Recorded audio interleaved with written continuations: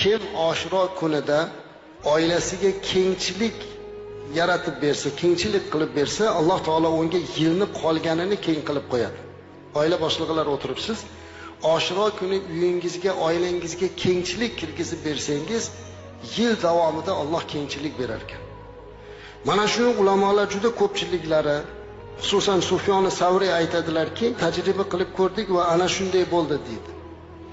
Sufyon ibn Uyayna aytadilar, biz buni 50 yil yoki 60 yil tajriba qilib ko'rganmiz va faqatgina yaxshilik ko'rdik deydi. Ya'ni har yili mana shu kuni kengchilik qilganda, yil davomida oilasida kengchilik bo'lishligini, guvohi bo'lganligini 50 yil, 60 yil aytib beryaptilar. Shuning uchun bir kun imkoniyat uyingizga, oilangizga bir kengchilik qilib bering.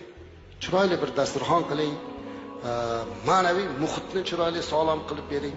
Ana o'shanda inshaalloh kelgusi yil davomida sizga yaxshilik